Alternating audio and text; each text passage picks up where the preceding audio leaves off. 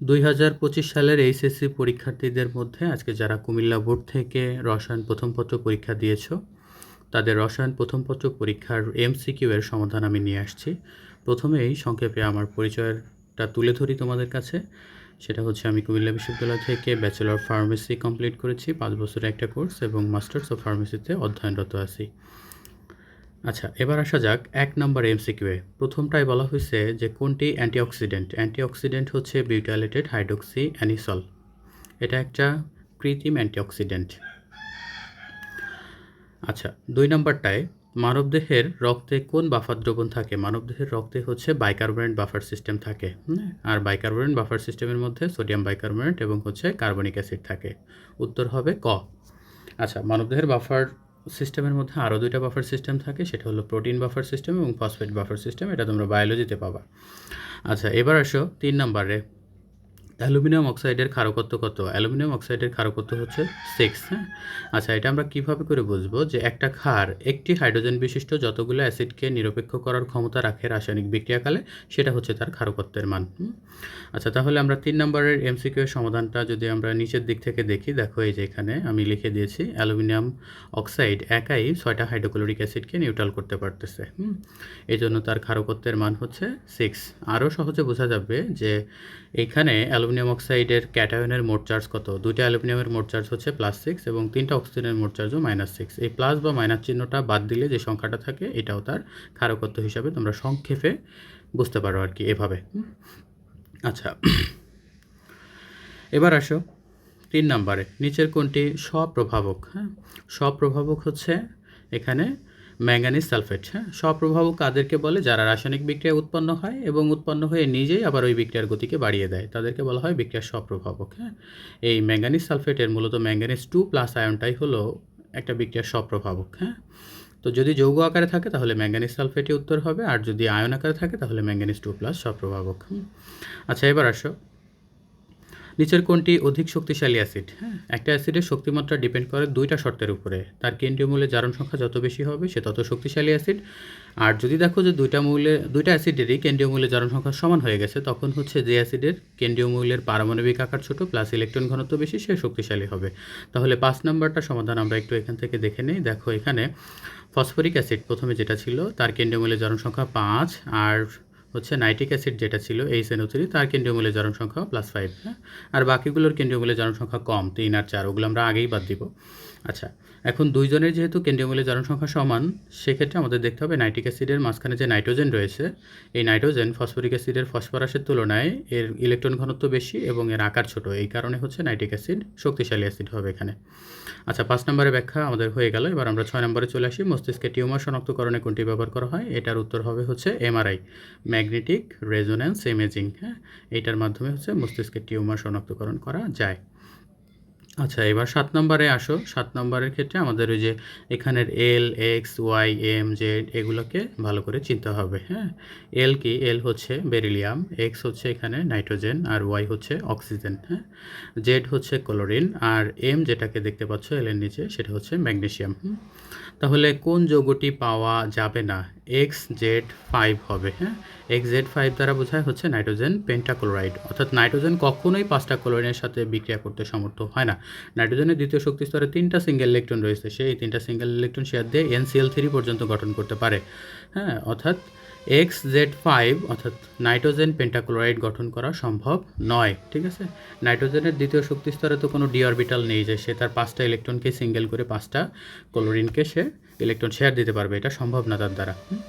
আচ্ছা, এই যে আমি এখানে 7 নম্বরের ব্যাখ্যা দিয়ে দিয়েছি। হ্যাঁ, আর বাকিগুলো কেন সম্ভব সেগুলো যৌগগুলো দেখো লিখে দিয়েছি, যে LY মানে হচ্ছে বেরিয়াম অক্সাইড। হ্যাঁ, তো এক্ষেত্রে বেরিয়াম অক্সাইড যেটা রয়েছে, সরি, এটা বেরিলিয়াম অক্সাইড হবে। হ্যাঁ, বেরিলিয়াম অক্সাইড এটা যেটা রয়েছে এটা অবশ্যই সম্ভব। তারপরে হচ্ছে Mg3N2 এটাও সম্ভব। হ্যাঁ, তারপরে হচ্ছে XZ3 এটাও সম্ভব, অর্থাৎ নাইট্রোজেন ট্রাইক্লোরাইড এটাও সম্ভব। হ্যাঁ, শুধুমাত্র নাইট্রোজেন পেন্টাক্লোরাইড গঠন করা সম্ভব না। গ নম্বরটা সঠিক হবে না। আর এখানে চাইছেই হচ্ছে কোনটি সঠিক নয়, তার মানে গ হচ্ছে উত্তর, বা কোনটি পাওয়া যাবে না, গ। এবার আসো 8 নম্বরে। LZ2 ও MZ2 এর ক্ষেত্রে প্রযোজ্য। LZ2 এবং MZ2 এর ক্ষেত্রে কোনটি প্রযোজ্য? এখানে 1 নম্বর টাই হচ্ছে উত্তর হবে, হ্যাঁ, যে LZ2 অপেক্ষা MZ2 এর গলনাঙ্ক বেশি, হ্যাঁ। অর্থাৎ আমরা যদি এটাকে এক্সপ্লেনেশন করি তাহলে কি হবে, এখানে দুইটা দেওয়া আছে। আমরা যদি দেখি LZ2, এল মানে হচ্ছে ছিল আমাদের বেরিলিয়াম, বেরিলিয়ামের সাথে ক্লোরিন আছে অর্থাৎ বেরিলিয়াম ক্লোরাইড, আর MZ2 যেটা সেটা হচ্ছে ম্যাগনেসিয়াম ক্লোরাইড। অবশ্যই বেরিলিয়াম ক্লোরাইড থেকে ম্যাগনেসিয়াম ক্লোরাইড অধিক আয়নিক, হ্যাঁ, আর যে যত বেশি আয়নিক তার গলনাঙ্ক তত বেশি হবে। আর বাকি দুইটা অপশন ঠিক হবে না, বলছে যে উভয়ের অ্যানায়ন শনাক্তকরণে বেরিয়াম নাইট্রেট ইউজ করা হয়। অ্যাকচুয়ালি উভয়ের অ্যানায়ন শনাক্তকরণে বেরিয়াম নাইট্রেট ইউজ করা হয় না। অ্যানায়ন হচ্ছে এখানে হচ্ছে ক্লোরিন, হ্যাঁ, উভয়েরই, যেমন বেরিলিয়াম ক্লোরাইড বলো বা ম্যাগনেসিয়াম ক্লোরাইড বলো, দুইজনেরই অ্যানায়ন হচ্ছে ক্লোরিন। ক্লোরিন শনাক্তকরণে বেরিয়াম নাইট্রেট আয়নটা ইউজ হয় না। আচ্ছা, সরি, এটা একটা যৌগ, বেরিয়াম নাইট্রেট যৌগটা ইউজ হয় না। তারপরে হচ্ছে MZ2 ডাইমার গঠন না করলেও LZ2 করে। তাহলে MZ2 ডাইমার গঠন না করলেও LZ2 করে যেটা বলছে, এটাও সঠিক নয়। কারণ হচ্ছে এখানে MZ2 দ্বারা বোঝাচ্ছে ম্যাগনেসিয়াম ক্লোরাইড। ম্যাগনেসিয়াম ক্লোরাইড তো ডাইমার গঠন করে না, এমনকি বেরিলিয়াম ক্লোরাইডও ডাইমার গঠন করে না। সুতরাং উত্তর হবে 8-এর ক। প্লাঙ্কের ধ্রুবকের সঠিক মান কোনটি? প্লাঙ্কের ধ্রুবকের সঠিক মান হচ্ছে 6.626 10⁻³ জুল সেকেন্ড, হ্যাঁ। আচ্ছা, এটা হলো প্লাঙ্কের ধ্রুবকের এসআই একক। আরও একটা একক আছে প্লাঙ্কের ধ্রুবকের, সেটা হচ্ছে 6.626 10⁻27 ERG সেকেন্ড, হ্যাঁ। এখানে ERG সেকেন্ডে যেটা দেওয়া আছে ওইটার উপরে যদি -27 হতো তাহলে ওটাও উত্তর হতে পারতো, কিন্তু এমনটা দেওয়া নেই, তার মানে 9-এর উত্তর ঘ। এবার আসো কোবাল্ট আয়নে বিজোড় ইলেকট্রন সংখ্যা কত, হ্যাঁ। এখানে কোবাল্ট 3+ আয়ন দেওয়া আছে। তাহলে কোবাল্ট 3+ আয়নের আমি ইলেকট্রন বিন্যাস দেখাই দিচ্ছি, 10 নম্বরের দিকে খেয়াল করো। স্বাভাবিকভাবে কোবাল্টের ইলেকট্রন সংখ্যা হচ্ছে 27টি, কিন্তু যদি 3+ হয়ে থাকে তাহলে সে 4s থেকে দুটো দান করবে আর 3d থেকে একটা দান করবে, হ্যাঁ। তাহলে 4s-এ 2টার জায়গায় 0 হয়ে যাবে আর 3d-তে 7টার জায়গায় 6টা হয়ে যাবে। এখন 3d-তে যদি 6টা ইলেকট্রন থাকে, তার 5 বক্সে যদি 6টা ইলেকট্রন থাকে বা 5টা অরবিটালে যদি 6টা ইলেকট্রন থাকে, তাহলে ফার্স্টের অরবিটালে দুটো ইলেকট্রন জোড়ায় থাকে আর পরবর্তী 4টা অরবিটালে ইলেকট্রনগুলো সিঙ্গেল অবস্থায় থাকে। তার মানে আমরা দেখতে পাচ্ছি যে কোবাল্ট 3+-এর বিজোড় ইলেকট্রন সংখ্যা হচ্ছে 4টি। ওকে,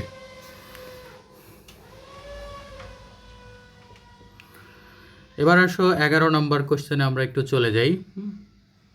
11 নম্বর প্রশ্নে কি বলা হয়েছে? 11 নম্বর প্রশ্নে বলা হয়েছে নিচের কোনটি পোলার অণু? পোলার অণু কাকে বলে? যে সকল অণুর মধ্যে দেখবা যে সমযোজী বন্ধনে গঠিত হয়েছে এবং এদের মধ্যে তড়িৎ স্নাতকতার পার্থক্য 0.5-এর বেশি থাকবে, হ্যাঁ।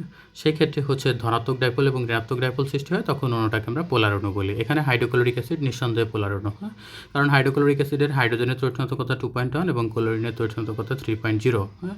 0.5 পার্থক্য হলেই অন্য পরমাণুটা হচ্ছে বন্ধন জোড় ইলেকট্রনকে নিজের দিকে টেনে নিতে পারে। এখানে যেহেতু তার চেয়েও বেশি পার্থক্য রয়েছে, এজন্য ক্লোরিন এই বন্ধন জোড় ইলেকট্রনকে নিজের দিকে টেনে নিয়ে আসে, ফলে ক্লোরিন ডেল মাইনাস বা আংশিক ঋণাত্মক হয়ে যায় এবং হাইড্রোজেন ডেল প্লাস হয়ে যায়। তার মানে একপাশে ধনাত্মক ডাইপোল তৈরি হয়েছে, একপাশে ঋণাত্মক ডাইপোল তৈরি হয়েছে, এই জন্য এটা একটা পোলার অণু। আশা করি বুঝতে পারছো। এবার আসো পূর্ণ 3s অরবিটালের শেষ ইলেকট্রনের কোয়ান্টাম সংখ্যার সেট কোনটি?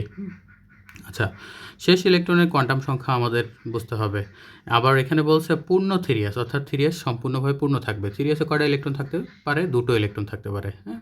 তাহলে 3s-এর 3-র কারণে প্রধান কোয়ান্টাম সংখ্যার মান n=3 হবে। s যে অরবিটালটা রয়েছে এখানে বা উপশক্তি স্তর বলতে পারো, এস উপশক্তি স্তরের জন্য সহকারী কোয়ান্টাম সংখ্যার মান হয় এল এর মান 0 হয়, তার মানে এন এর মান 3, এল এর মান 0, এটুকু আমরা শিওর। এবার আসো, এই এল এর মান যদি 0 হয় তাহলে এম এর মান বা চৌম্বকীয় কোয়ান্টাম সংখ্যার মান অবশ্যই 0 হয়। এবার যেহেতু লাস্ট ইলেকট্রনের কথা বলছে, লাস্ট ইলেকট্রনের স্পিন হলো -1/2। ফার্স্ট ইলেকট্রন যদি হয় 3s-এর তাহলে সেটা +1/2 হবে। তাহলে লাস্ট ইলেকট্রনের কথা যেহেতু বলছে বা শেষ ইলেকট্রনের কথা যেহেতু বলছে, তাহলে n এর মান হবে 3, l এর মান হবে 0, m এর মান হবে 0 আর s এর মান হবে -1/2। তার মানে 12-র উত্তর হচ্ছে ক। এবার আসো 13-তে বলছে যে হাইড্রোজেন পরমাণুর নিউক্লিয়াস হতে তৃতীয় অরবিটের দূরত্ব কত? নিউক্লিয়াস হতে তৃতীয় অরবিট বা তৃতীয় শক্তি স্তরের দূরত্ব দ্বারা বোঝাচ্ছে যে ব্যাসার্ধ, তৃতীয় শক্তি স্তরের ব্যাসার্ধ। নিউক্লিয়াস থেকে কোনো একটা শক্তি স্তরের দূরত্বকে অ্যাকচুয়ালি ব্যাসার্ধ বলা হয়। তাহলে আমাদের R3 বের করতে হবে। আমরা এই দেখো এখানে R3 বের করছি এবং এখান থেকে উত্তর আমাদের গ নম্বর হুবহু মিলে গেছে, হ্যাঁ। তাহলে এটার উত্তর হচ্ছে গ হবে। আচ্ছা, এবার আসো 14 নম্বরে বলছে কোন সমীকরণটি সঠিক নয়। হ্যাঁ, লাস্টে যে সমীকরণটা দেওয়া আছে যে ল্যামডা সমান সমান 1/নিউ, হ্যাঁ এটা আসলে সঠিক নয়। ল্যামডা সমান c/নিউ হবে, অথবা নিউ সমান c/ল্যামডা, এমনটা হয়। হ্যাঁ, 1/নিউ হবে না। তার মানে 14 এর লাস্টের উত্তরটা সঠিক নয়, ঘ নম্বরটা সঠিক নয়। এবার আসো 15তে বলছে পাউলির বর্জন নীতি মেনে চলে না কোনটি। পাউলির বর্জন নীতি হাইড্রোজেন কখনোই মানে না। কেন মানে না? কারণ পাউলির বর্জন নীতিতে বলা হয়েছে কোনো পরমাণুর যে দুটো ইলেকট্রন রয়েছে, দুটো ইলেকট্রনে 4টি কোয়ান্টাম সংখ্যার মান একই হবে না। হাইড্রোজেনে তো দুটো ইলেকট্রন নাই, তাহলে সে পাউলির বর্জন নীতি মানবে কীভাবে? ওকে, তাহলে আশা করি উত্তরটা পাইছো। এবার 16 নম্বরে আসি, উপশক্তি স্তরে অরবিটাল সংখ্যা নির্ণয় সমীকরণ কোনটি?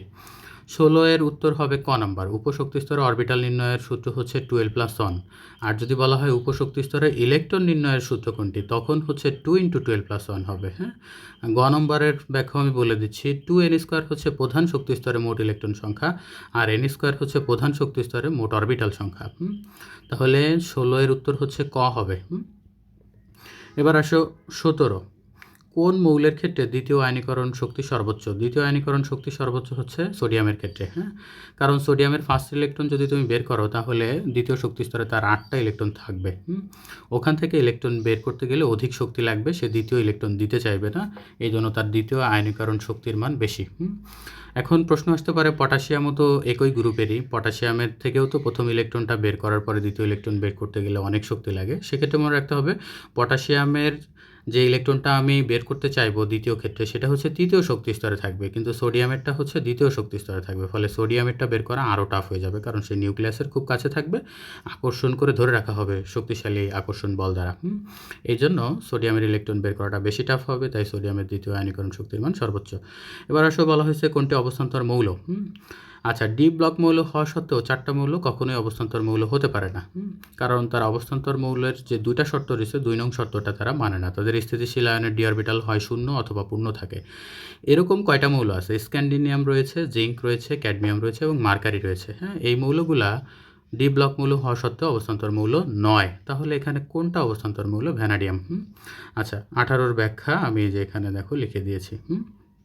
আচ্ছা, এবার আসো 19 নম্বরে বলছে 100 ml সম্পৃক্ত দ্রবণে 1 গ্রাম সিলভার ক্লোরাইড উপস্থিত থাকলে ওই দ্রবণের দ্রাব্যতা কত? তাহলে দ্রাব্যতার ক্ষেত্রে আমরা প্রথম হচ্ছে গ্রাম পার লিটারে দ্রাব্যতা বের করব, তারপরে মোল পার লিটারে চলে যাব। হ্যাঁ, তো আমরা লিখব হচ্ছে 100 ml যদি 1 গ্রাম থাকে, তাহলে 1000 ml কত গ্রাম থাকে? 10 গ্রাম থাকে। ওই 10 গ্রাম পার লিটার, 1000 ml মানে তো লিটার।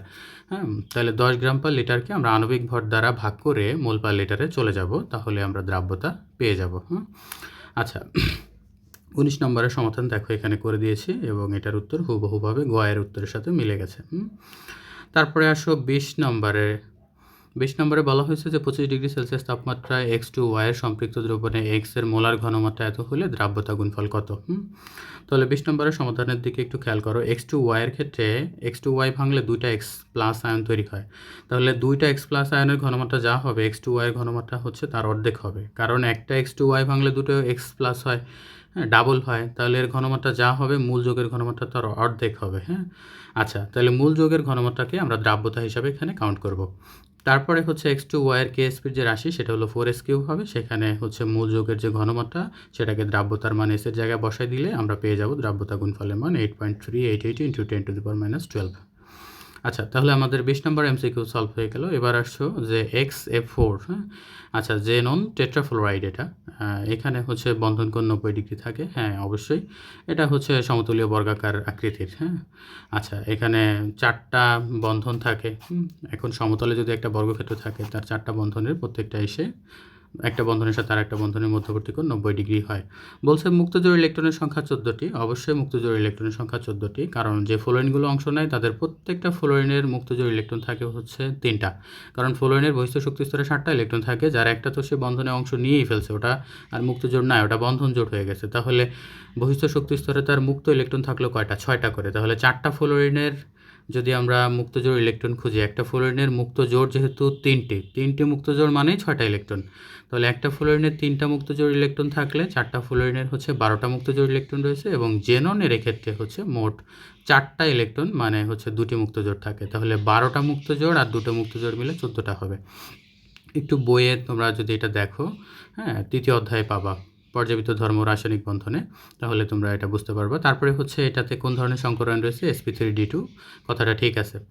আচ্ছা, তার মানে 21-এর উত্তর হচ্ছে 3টাই হবে। তারপরে বলছে একটি নমুনা হাইড্রোক্লোরিক অ্যাসিড দ্রবণের পিএইচ যদি 3 হয় তাহলে ঘনমাত্রা কত হবে। এটা সিম্পল একটা অঙ্ক। দেখো আমি 22 নম্বরের সমাধান এখানে করে দিয়েছি। পিএইচ সমান তো মাইনাস লগ, তাহলে minus log of hydrogen ion, এটার সমানই পিএইচ, তাহলে minus log of hydrogen ion সমান যদি 3 হয় তাহলে আমরা কী করব, প্রথমে -1 দ্বারা গুণ করে দিব, তাহলে হবে হচ্ছে লগ অফ হাইড্রোজেন আয়ন সমান -3, তারপরে আমরা অ্যান্টি লগ করে দিব, অর্থাৎ লগ ইনভার্স করে দিলে এই পাশের লগটা থাকবে না আর এই পাশে লগ ইনভার্স চলে আসবে। হ্যাঁ, তাহলে লগ ইনভার্স অফ -3 সমান 10⁻³ এই যে 10⁻³ সেটা উত্তরে আছে 1.0 × 10⁻³ আকারে। হ্যাঁ, এটা হচ্ছে হাইড্রোজেন আয়নের ঘনমাত্রা।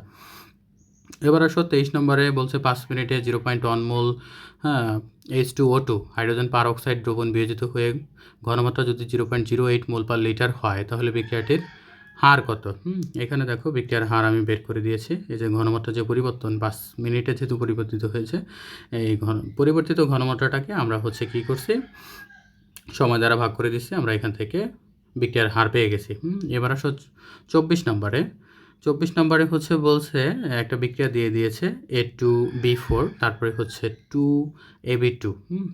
আচ্ছা, এখানে মাইনাস তারপরে লেখা আছে তাপ। এই মাইনাস তাপটাকে যদি আমরা হচ্ছে বাম পাশে নিয়ে যাই তাহলে এটা হলো প্লাস তাপ হয়ে যায়, অর্থাৎ বিক্রিয়কের সাথে তাপ যুক্ত হবে, তারপরে উৎপাদ তৈরি হবে, অর্থাৎ এটা একটা তাপহারী বিক্রিয়া বা তাপশোষী বিক্রিয়া। তাহলে তাপহারী বা তাপশোষী বিক্রিয়া যদি তুমি তাপমাত্রা বাড়াও তাহলে তো উৎপাদের পরিমাণ বৃদ্ধি পাবে, বিক্রিয়াটা সম্মুখ দিকে যাবে। তার মানে ক নম্বর অপশনটা বা 1 নম্বর পয়েন্টের অপশনটা ভুল, বাকি দুটা ঠিক আছে। অবশ্যই বিক্রিয়ায় চাপের প্রভাব আছে যেহেতু উভয় পাশে গ্যাসীয় অনুসংখ্যা ভিন্ন।